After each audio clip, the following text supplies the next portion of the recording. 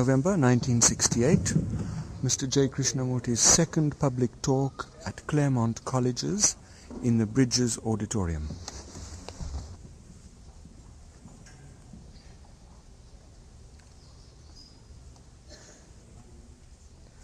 I see that there are so many without their coats. May I take mine off too? May I? Sure.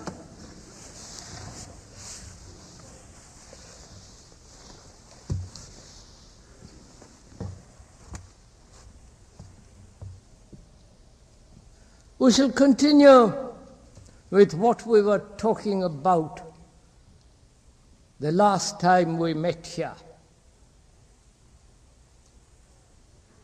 We were talking over together the question of violence, how it has pervaded all our lives from childhood till we die. It's this violence, this aggression, this brutality exists throughout the world, not only in individual lives as hatred, twisted forms of loyalty, but also outwardly. We have accepted war as the way of life. One is quite familiar with all this.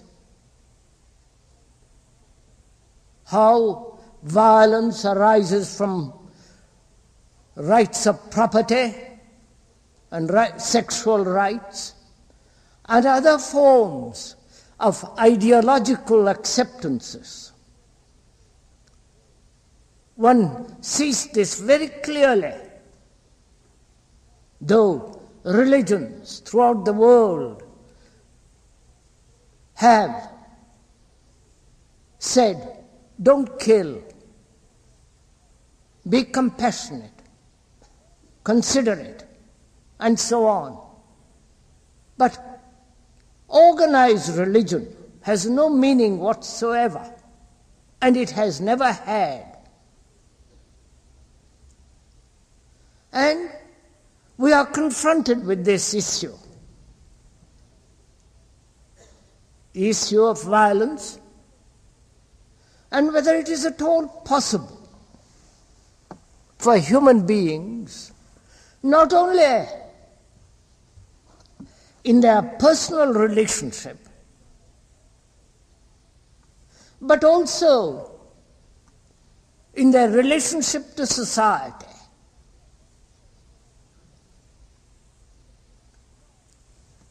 this is not a rhetorical question, nor an intellectual one.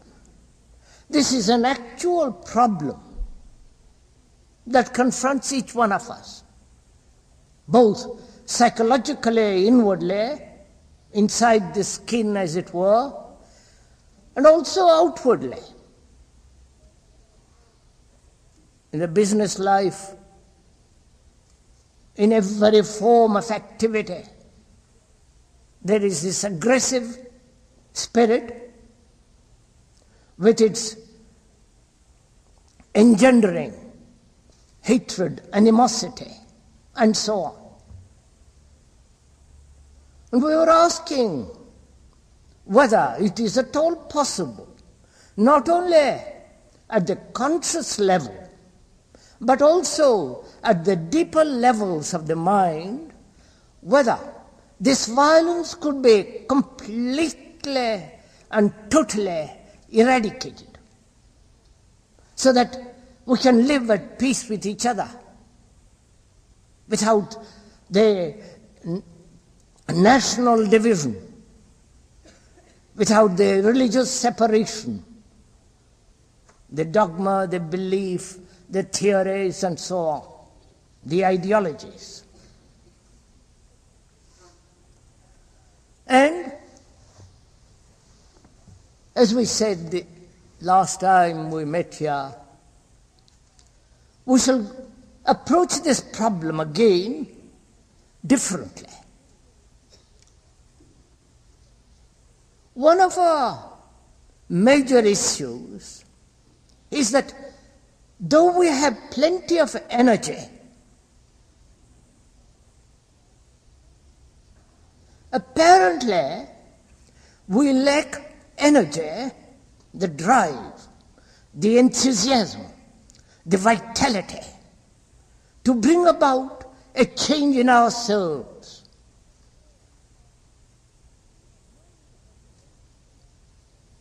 Because after all, knowing oneself is the most important thing. That is the basis of all action. If we do not know ourselves, not according to any specialist, but studying ourselves, learning about ourselves, to go deeply in that meditative spirit within ourselves, there is no foundation. Then all action becomes fragmentary, contradictory, opposing each other. And out of this contradiction arises conflict. And it is this conflict which each one of us goes through. Everything we do and touch and think about breeds conflict, struggle. And this conflict, in various forms, does waste energy. And this energy, not wasted, is necessary to bring about a radical revolution psychologically in ourselves. And therefore, that implies no conflict whatsoever within oneself, which does not mean mere contentment, vegetation, a cow-like existence. On the contrary, where there is great deal of energy, not used for mischievous purposes, as we do now. That energy is the transforming element in knowing ourselves. Because though the ancient Greeks and the Hindus and the Buddhists have said, know yourself, very few people have really gone into themselves to find out for themselves, to find out, to learn about themselves. No authority is necessary. The authority of the specialist or of the church or of any savior or master. All that one has to do, if one is at all serious, earnest, is to observe, not only critically, but observe with a mind that is free to learn.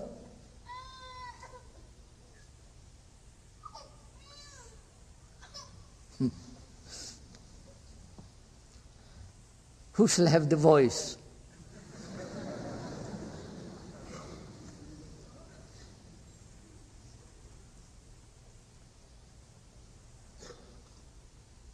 You know, in India, where we speak, there are about 2,000 or 3,000 or 4,000 people in open space. They bring their children. their students. Every form of humanity comes there. They don't understand English, most of them. But it is considered worthwhile, worthy of merit to attend a religious meeting. So there is a great deal of noise.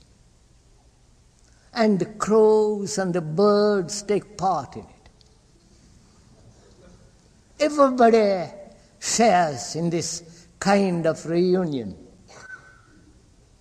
Not only the birds, children, but those who have little knowledge of anything. But it is good to attend such a gathering, though one doesn't understand very much. But here, where English is spoken and understood, it is worthwhile, and I think it is quite significant, that children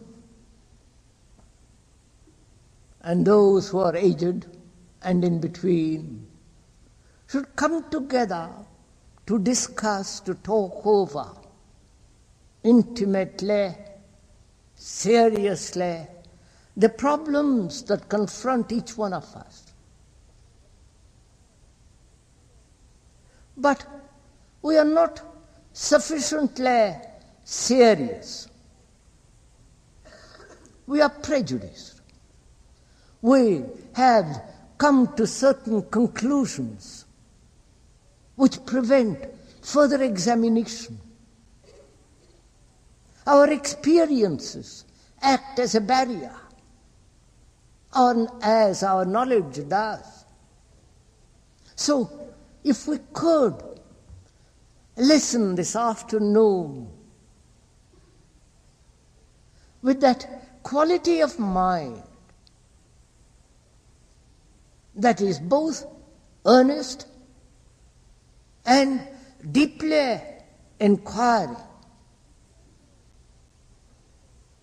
then we should not be listening to mere words or gather a few set of ideas to carry away, but rather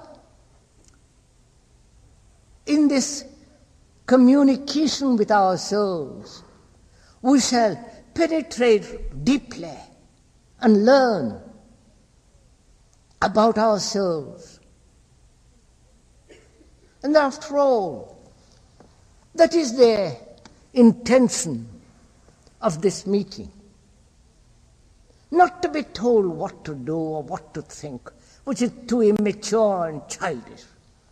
Not to create another authority,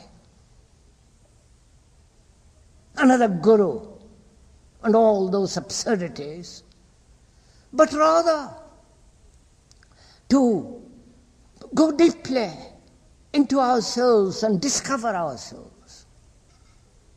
Not by asking questions, who am I and all that, but actually, as you observe your face in the mirror, to observe oneself in action, in word, in gesture. How you look at a tree, the clouds and the birds and your neighbor and your wife and your husband.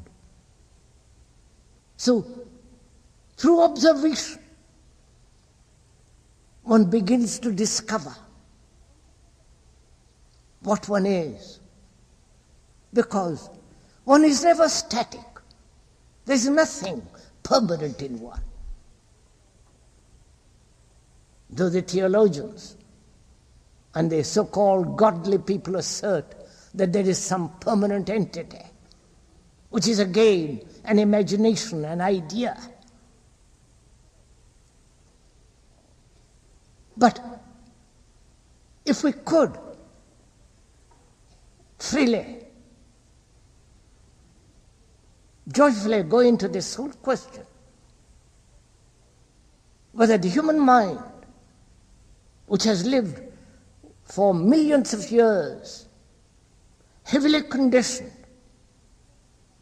through 1,000 experiences, accepting 1,000 ideas and ideologies, whether so heavily conditioned, whether such a mind can go inquire into itself and find out whether it can be completely and utterly free of this violence. And as we said, we shall approach this question of violence differently. There must be violence, aggression, anger, hatred, as long as there is fear. And most human beings are afraid, not only outwardly, and also inwardly. Really, it is one movement, the outer and the inner. They are not two separate, different movements. So in understanding the inner fears, their nature, their design and the structure of fear, then perhaps we shall bring about a different society, a different culture. Because the present society is corrupt. Its morality is immoral. So, we have to find out, not ideologically, not intellectually as a kind of game, but actually find out for ourselves whether it is at all possible to be free of this fear. There are various forms of fear which we can't possibly go into. There are too many forms of fear. There's a fear of darkness, fear of losing a job, fear of husband, wife, children, fear of something that you have done of which you are afraid of, ashamed of, or the fear that you may lose that what you have, and so on and on and on. The fear of not being loved, fear of loneliness, fear of death. So many forms of fear. Unless we understand fear, the central issue of fear, we live in darkness. And out of this darkness of fear, there is aggression, brutality, competition, envy. So, what is fear? Not the forms of fear.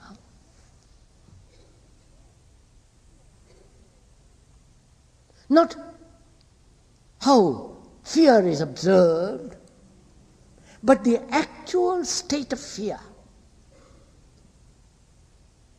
What causes fear? Please, as we said, the speaker is not an analyst.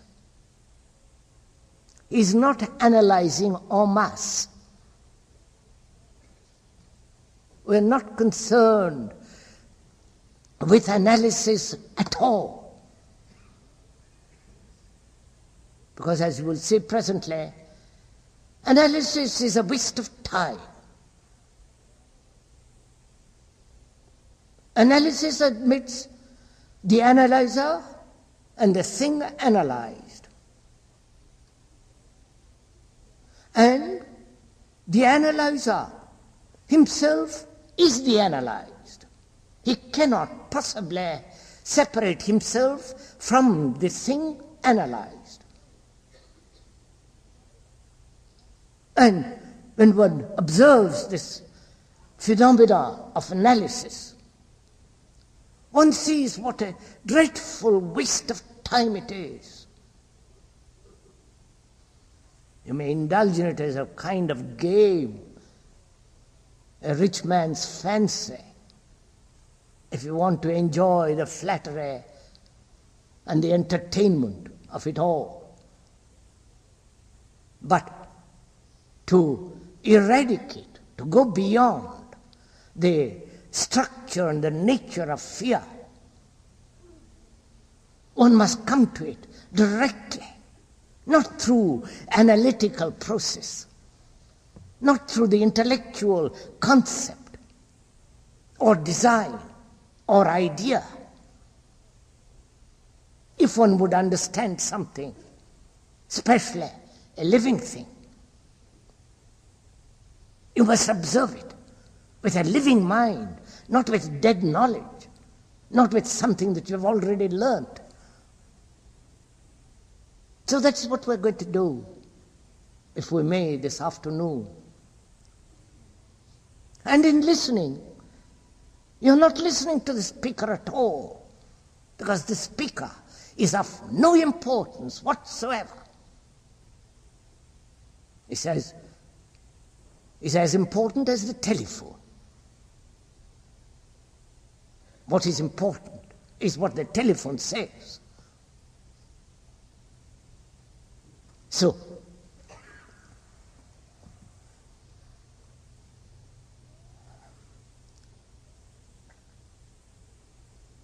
observe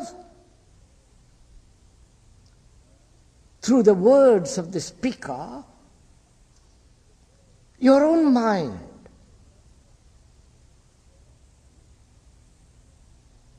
Observe yourself. Use the speaker as a mirror.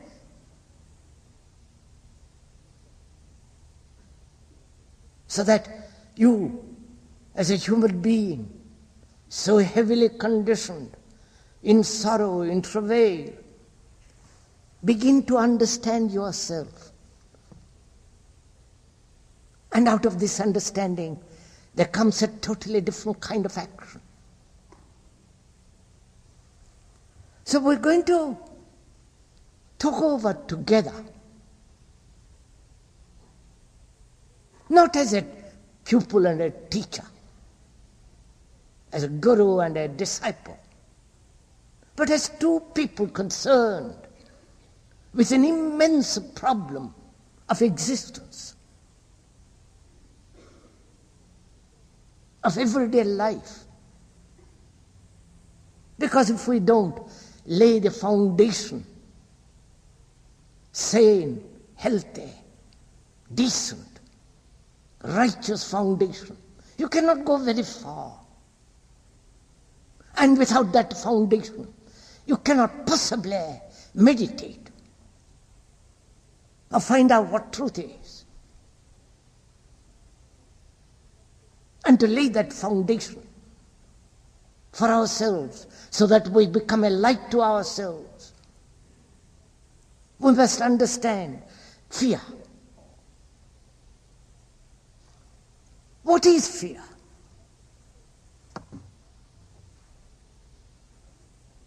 Not how to overcome it. You know, anything that we overcome has to be overcome again. I do not know if you have not noticed it. If you have conquered something, doesn't matter your enemy, outwardly or inwardly, you have to reconquer it again. So we're not trying to overcome fear, or suppress fear, or translate fear into different kind of quality. We are trying to understand what fear is actually, as it is, how it comes into being.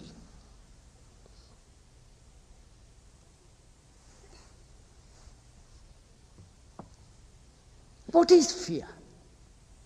That is fear of tomorrow,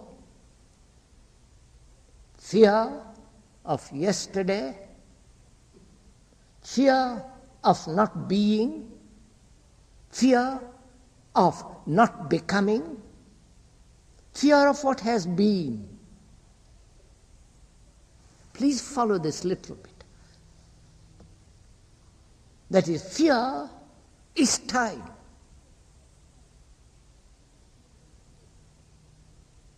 If there is no tomorrow, and if there is no yesterday, and you have to do, you are challenged, and there is some crisis, you act instantly, because there is no tomorrow, no yesterday.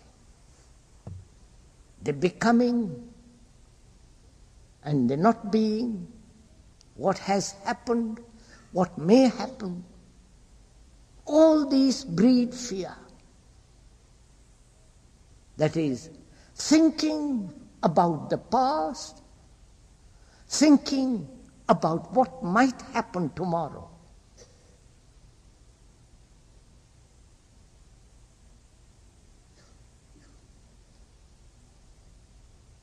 You don't think what might happen now. What is happening now you can't think about. You can only think about the past or the future, not what is actually happening. Their thought cannot enter because action is immediate. It's only when that action is over, then you have what it might have been, what it should be. So, thought is the cause of fear. Thinking about tomorrow, I might lose my job. Thinking about the past, I had pain, and it might occur again. Please observe your own mind and heart. Go into it yourself. You will see how extraordinarily simple it becomes. And if you don't do it, then it becomes very complex. Then it has no meaning whatsoever. So thought breeds fear. I might not be successful. I am no good. I might have done this. The regret, the hope, the despair, thinking about one's loneliness, thinking about that one is not loved and wanting to be loved, and so on. So thought engenders fear of what one has done, which might be exposed by somebody, or holding on to something which you think is important and afraid to lose it, and so on and on and on. So thought is the source of fear, as thought is the source of pleasure.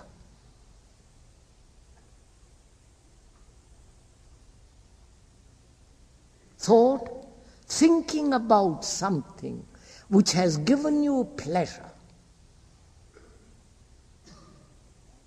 thinking about it is nourishing pleasure, giving substance to pleasure. The enjoyment of that sunset yesterday, or the light of the early morning on those hills, the beauty, the loveliness, the quietness, the sound of the quail. When you see it, in that moment there is no thought. There is complete perception, a total awareness of that beauty. But when you begin to think and say, I must continue that pleasure, that beauty, I must go back to it. Thinking about it causes pleasure. Not at the moment you look. So thought breeds both fear and pleasure. That's again an obvious psychological fact. Intellectually, we accept that. But that acceptance has no value. Because pleasure has in it the seed of fear. So, pleasure is fear. Please watch this very carefully. We're not saying that you must suppress pleasure, that you must not have pleasure. All the religious people throughout the world have said sexual pleasure or pleasure in any form must be denied. We're not saying that. A religious man is one who is not denying but observing, learning, never suppressing, into which we shall go later if we have time. So, thinking about something of what might happen or what has happened brings fear. Fear of death, postponed for some years, but there it is. Thinking about it, as you would think about losing a job, or what one has done in the past, which one might be ashamed of, which others might use for their own hatred and destruction, or thinking about the pleasure, the image of that one has built through sex, the pleasure of it, the image of it. So thought breeds both fear and pleasure. So then, the question arises, is it possible to live everyday life without thought interfering?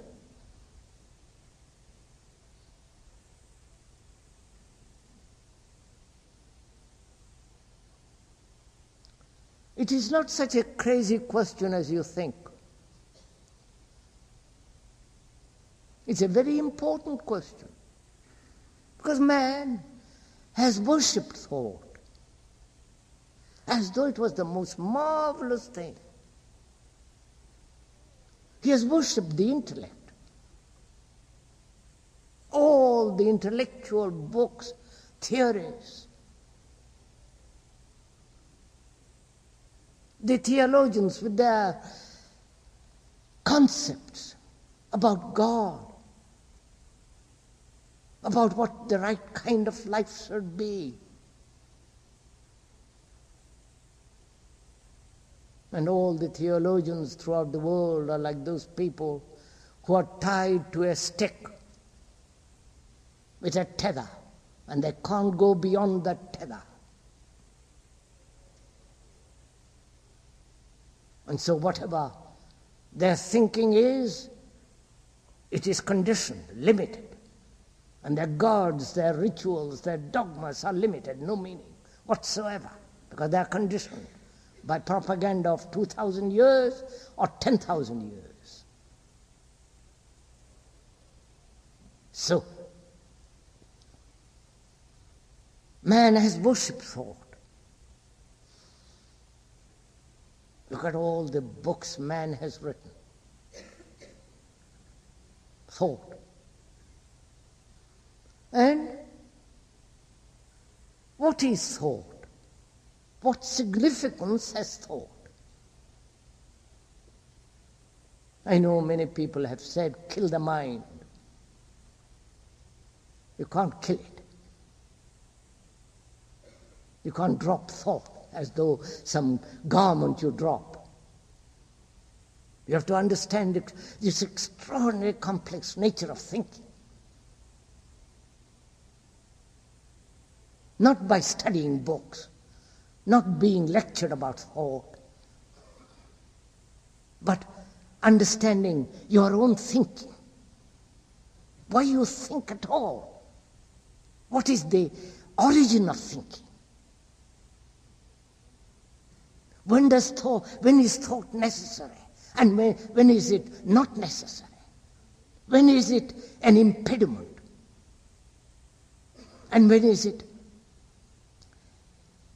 a necessity, utility? So unless you for yourself find out, not according to the speaker or according to any authority, you know, the world is becoming more and more authoritarian, not only politically, but religiously and psychologically. Of course, there must be a certain kind of authority in technological knowledge. But to have religious authority and psychological authority is an abomination. Man then is never free, can never be free. And freedom is absolutely necessary. And how can a mind that is afraid be free? How can a mind that is clouded by this perpetual thinking, chattering, how can such a mind be free to inquire, to live, to look, to have the ecstasy which is not pleasure? So what is thought? And can thought come to an end at a certain level, and at other levels thought function rationally, clearly, objectively, non-emotionally, not personally? That is, knowledge is necessary about the universe, about knowledge. And as one observes, thought breeds fear as well as pleasure. And one asks, can this thought come to an end? So one has to find out again completely for oneself, so that you are no longer second-hand human being, which we are now, but discover for ourselves. So what is thought? One can see that very simply. Thought is the response of memory.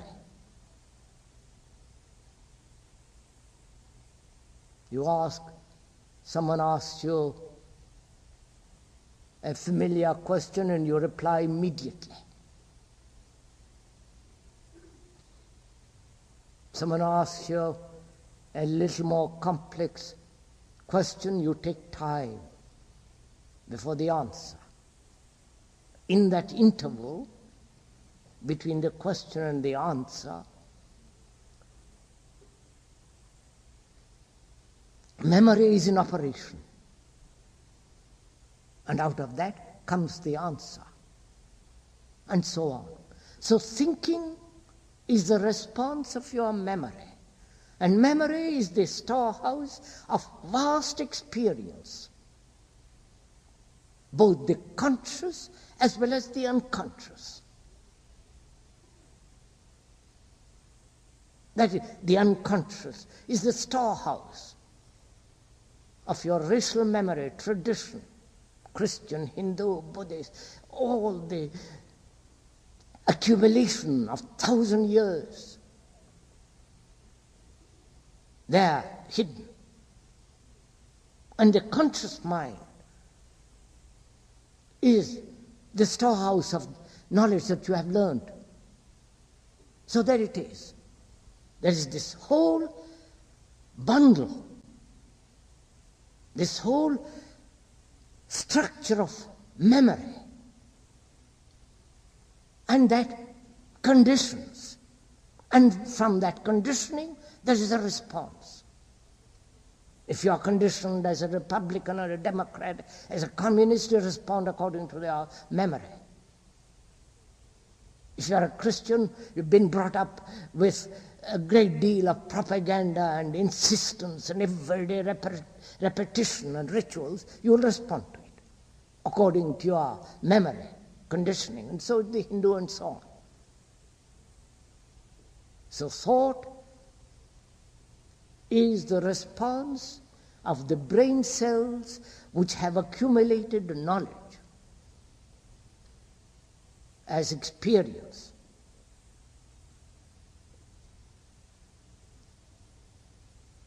And since thought breeds fear, thought has separated. Please do follow a little bit this. It may be a little complex, but it isn't. It's only verbally complex. Thought has divided itself as the thinker and the thought.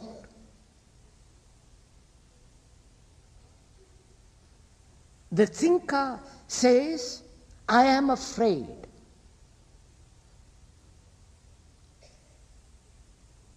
The I is separated from the thing which is of which he is afraid, the fear itself.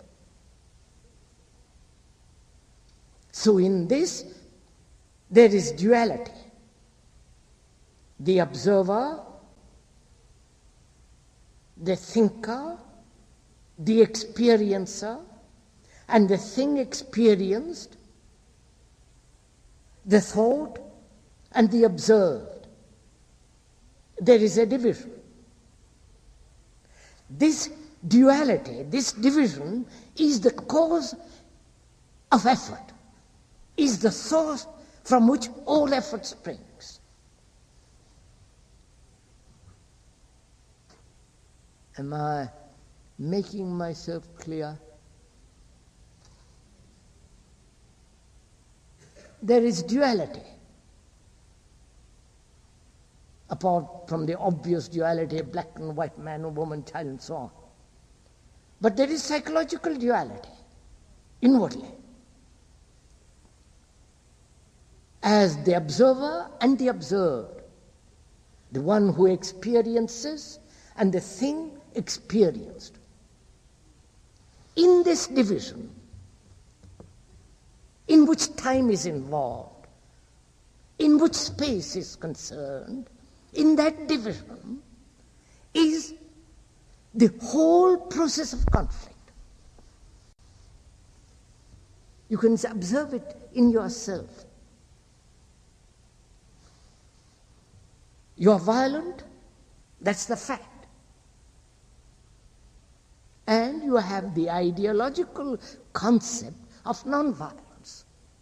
So you have duality. And you have thought, the observer says, I must become non-violent. The becoming non-violent is conflict. And which is a waste of energy. But to be totally aware of that violence without non-violence, the idea, then you can deal with it immediately.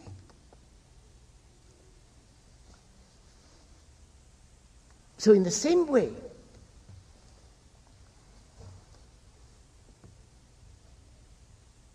one must observe this dualistic process in one, the division, the I and the not I, the observer and the observed, and so on. And this division has taken place through thought.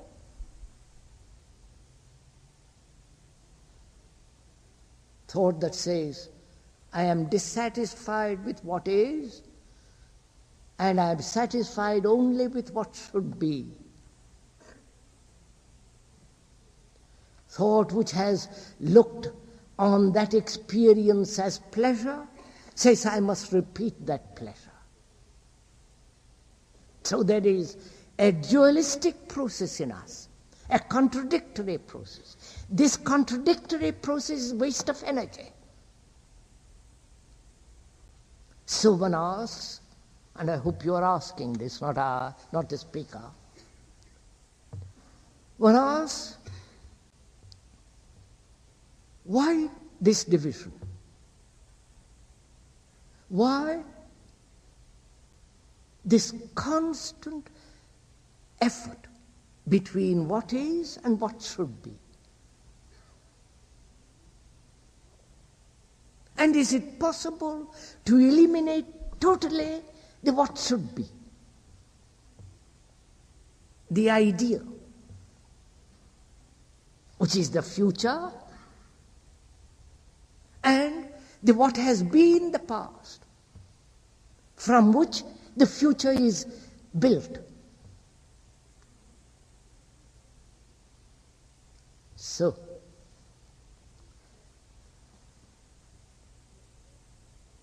is there the observer at all, except as thought separating itself as the observer and the observed? Right? How you feel? Can I go on? Right.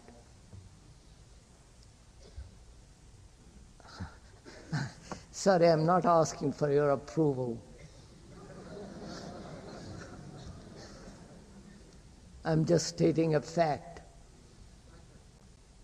Either you can look at it and discard it, or you can look at it and go into it very deeply.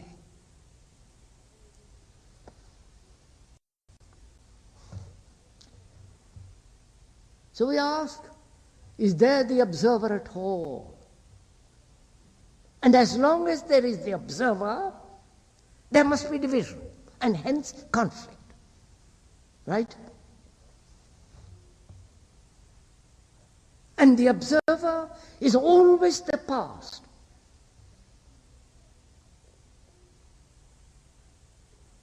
The observer is not new.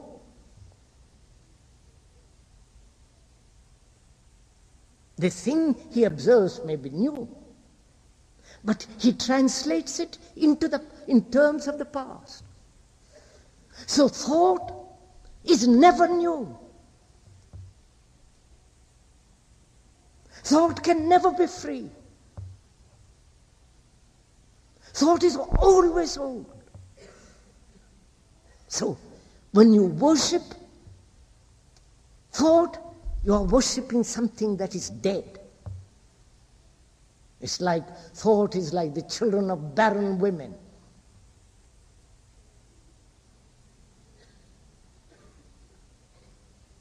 And we, who are supposed to be great thinkers and so on, we live on the past, therefore we are dead human beings.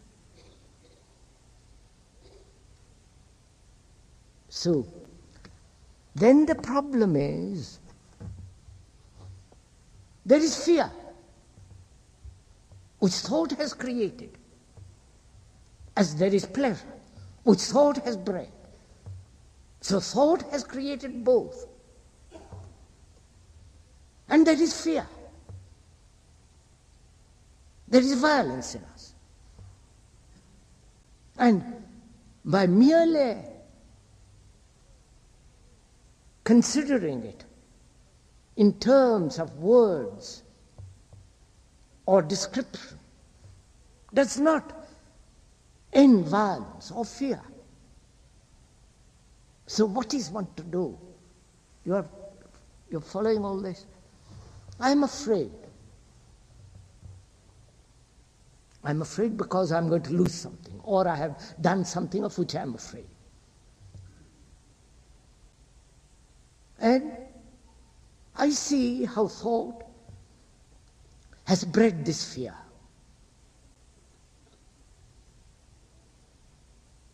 And if thought again suppresses itself, fear still exists.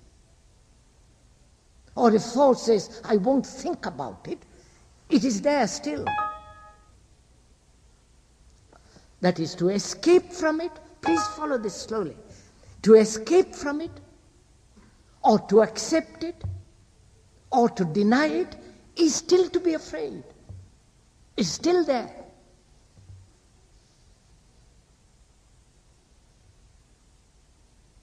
So what is the next question? There is the state of fear. Thought cannot be suppressed. That would be the highest form of neuroticism. So, what takes place when the observer is the observed? Do you understand? When the observer, who is the past, who is the result of thought, as well as the thing observed, which is fear, is the consequence of thought, both are the product of thought, the observer and the observed. And whatever thought does, whatever it does, accept it, interfere with it, suppress it, sublimate it, whatever thought does with regard to this state of fear is to continue in different form fear. Right? Whatever thought does.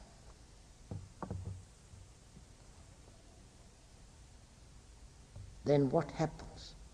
When, please follow this, when thought realizes that whatever it does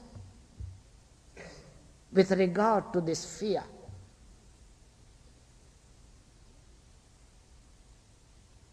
is to give nourishment to fear.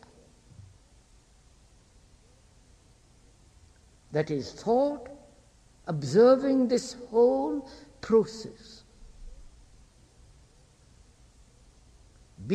learning intimately, not through somebody else, learning about it for itself, the nature and the structure of fear, which is thought, which is understanding itself. And out of this understanding, what comes? Do you understand?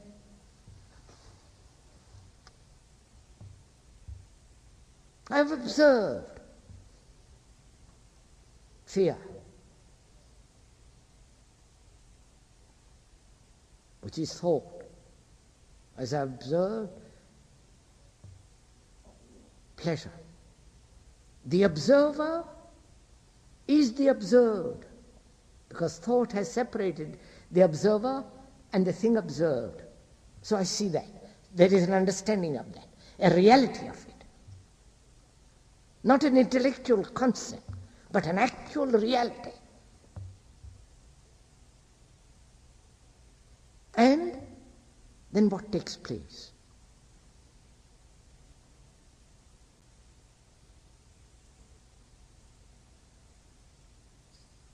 The understanding is not intellectual.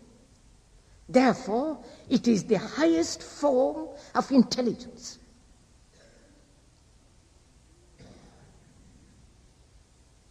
Now, to be intelligent means to be sensitive. To be sensitive to the whole structure of fear.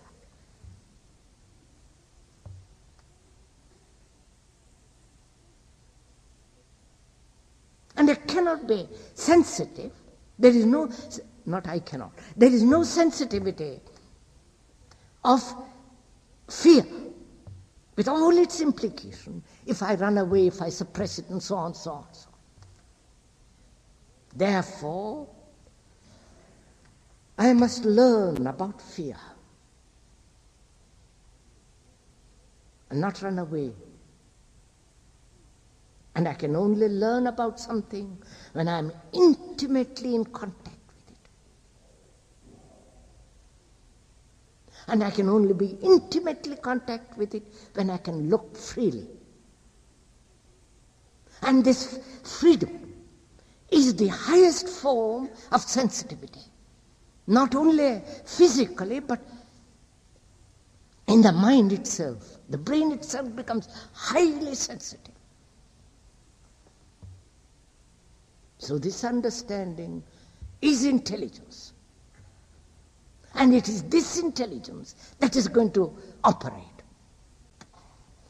So, one discovers, as long as there is this intelligence, there is no fear. Right? There is fear only when the intelligence is not operating.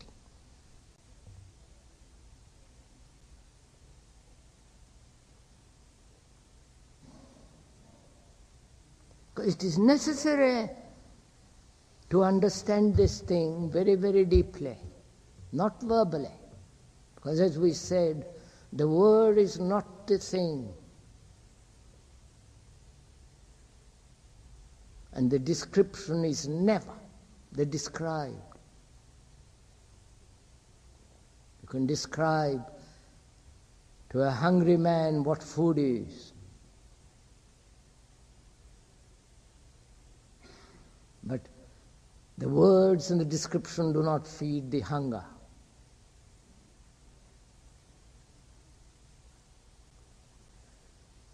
This intelligence, with its highest form of sensitivity, physically, to be sensitive,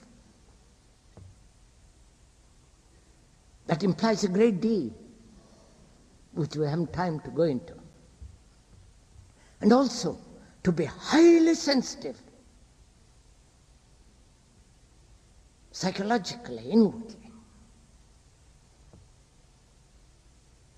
And from this intelligence, there is the foundation of virtue. I know most people spit on that word nowadays. Virtue, humility, kindliness. It has lost all its meaning. But without virtue, there is no order. Not political order, political disorder, economic upheavals. We are talking of something quite different, that is order. This order, which is virtue, not the virtue or the morality of society or of the church. Because the church and the organized religions are immoral.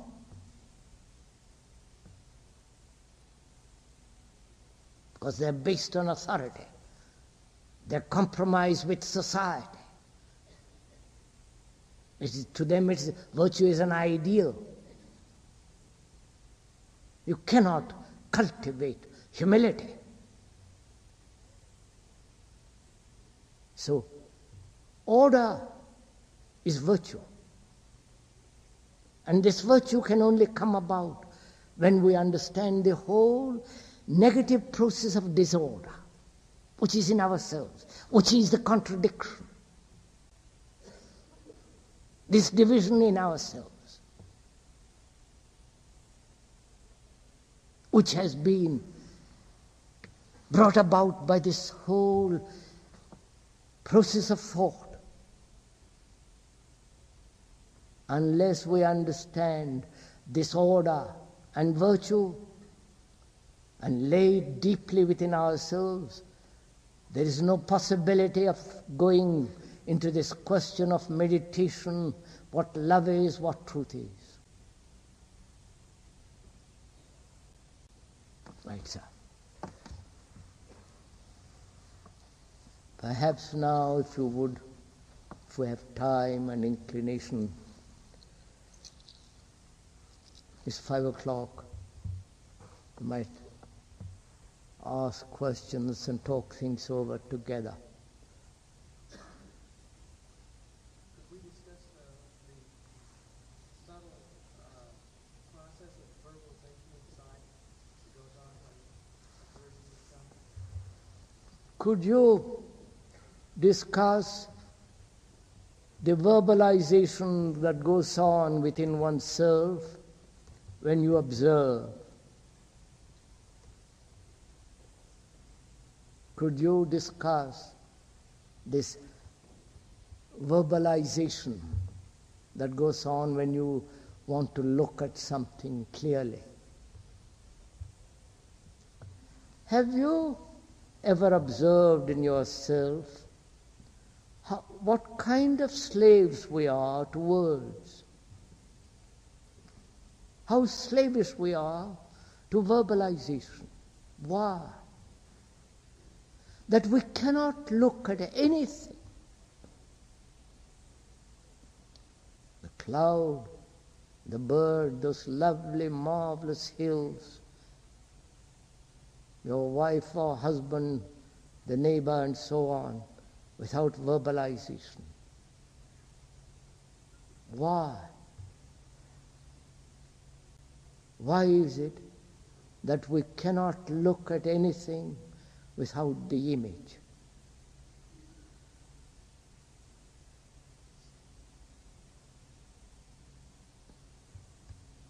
To understand this, we must go. I'm afraid again it's a rather complex problem. Why is it that we look at everything through images? Which is the word. Why do I look at my wife or husband or at my friend with an image? That is, you, my wife or husband, have done great many things to me, told me great many things, annoyed me, insulted me, nagged me, and I have nagged you, bullied you, dominated you, possessed you, discarded you.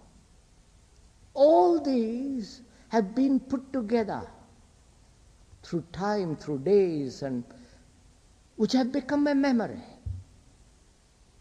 And through this memory, we look at each other.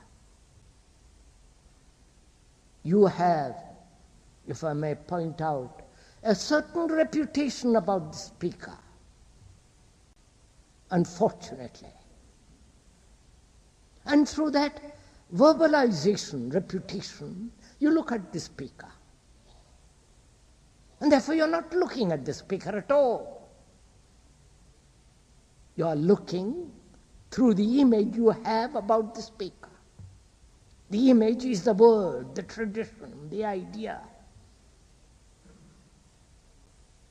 Now, can one look at something without the image?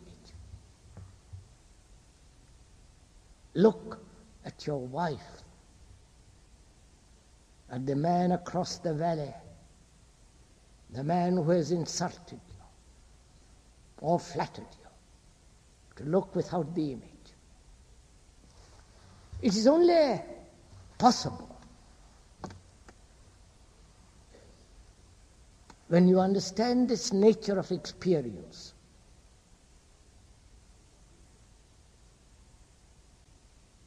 What is experience? May I go on, or are you too tired? Are you also doing it with me, or are you just...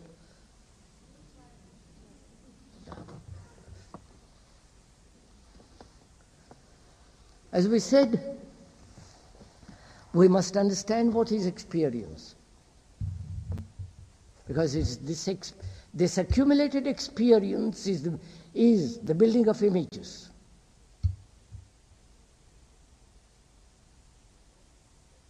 So what is experience? The word itself means to go through something. To go through, right through. But we never do. You insult me, I'm taking the most simple form. You insult me, and that which is an experience, and that remains, that leaves an imprint on my mind. The memory that you have insulted me, therefore you are my enemy. I don't like you. You have flattered me, you are my friend.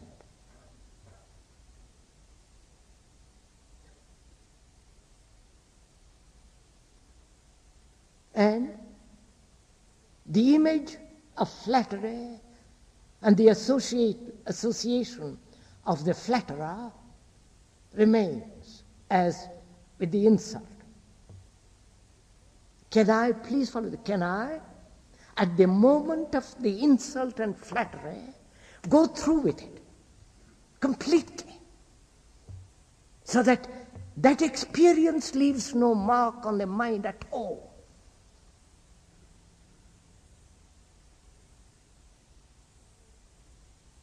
That is, when you insult me, I look at it, listen to it. Listen to it totally, completely, objectively, without emotion. Look at it, as you look at that microphone. Which means attending at the moment of insult. Give my whole mind, heart to it, to find out if what you say may have the truth in it. And if it has not, what's the point of holding on to it? This is not a theory. Because without the mind is never free if there is any form of conceptual thinking, the image building. In the same way, if you flatter me, say, what marvelous bird you are.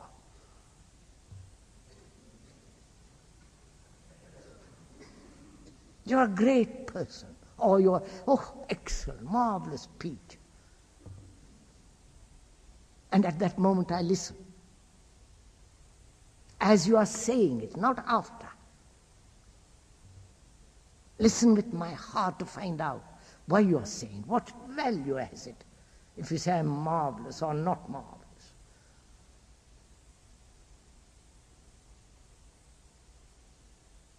Then I've finished with both flattery and insult. But it's not as simple as that. Because we like to live in a world of images, the pleasure of living in them, and the world of images of dislike. So we live there. And so our mind, when you observe, is always chattering, verbalizing. You can never look at your wife or the mountain freely. And it is only the innocent mind that can look.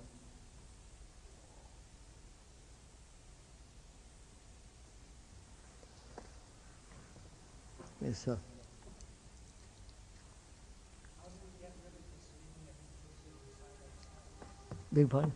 How do we get rid of this feeling of separateness and division inside ourselves? How can we get rid of this separation, division in ourselves? How can we get rid of this separation, division in ourselves? First of all, if I may suggest, don't get rid of anything.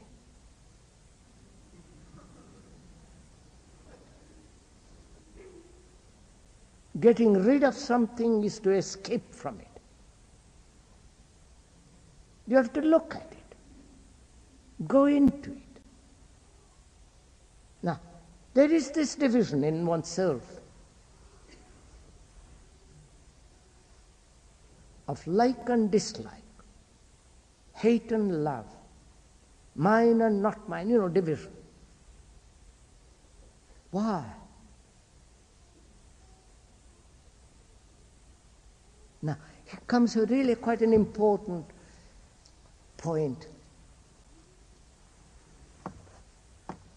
Do you discover anything, understand anything through analysis?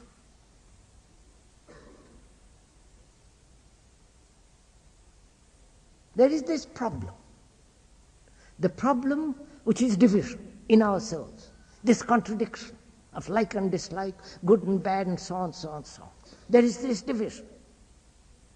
And I want to understand it. I want to go into it. I want to see if it is possible for the mind to be completely non-fragmentary.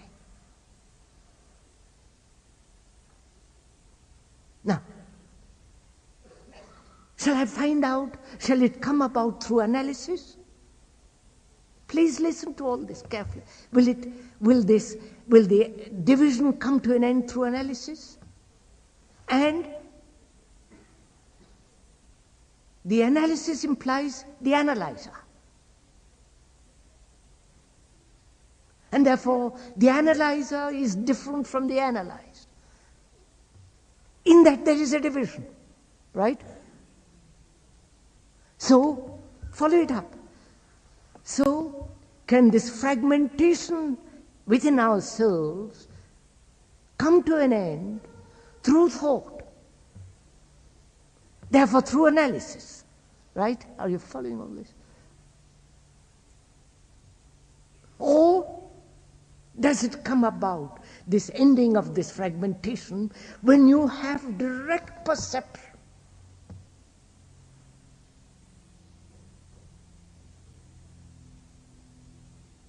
And you can only have direct perception when there is no condemnation of this division. When there is no evaluation, saying I must be in a state in which there is no division at all. I must achieve this harmony. You can't achieve harmony.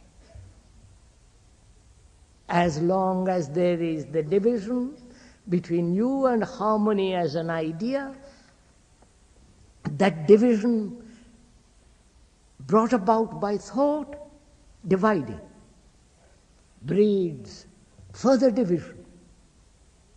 Look, sir, man has said from ancient of times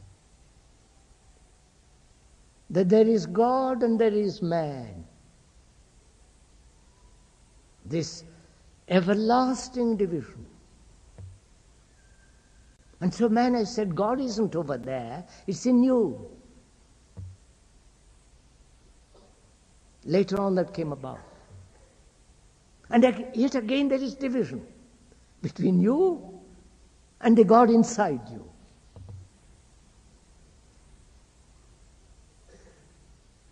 The God who was before in a stone, in a tree, in whatever it is, in the statue, in the all that, in the Savior and Master and so on, now is inside you. You are the God. But your God says you must do this, that, the other thing. Be harmonious, don't hurt, be kind, love your neighbor. But you can't do that, because there is division between you and your God inside you. And so thought is the entity that divides. And through thought, you hope, and analyzing, you will come to this state of mind when there is no division at all. You can't do it.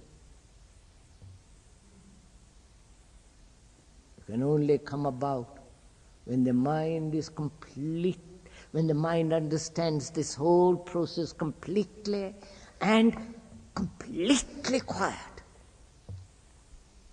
You understand that word understanding is very important. Description doesn't bring understanding. Finding out the causation doesn't bring understanding. So what brings understanding? What is understanding? Have you ever noticed when your mind is quietly listening, not arguing, judging, criticizing, evaluating, comparing, listening? When the mind is silent, quiet, then in that state understanding comes. So here there is this division in our souls. Endless corridors of division. And to be aware of it and not do anything. Because anything you do is a division. So complete negation is complete action.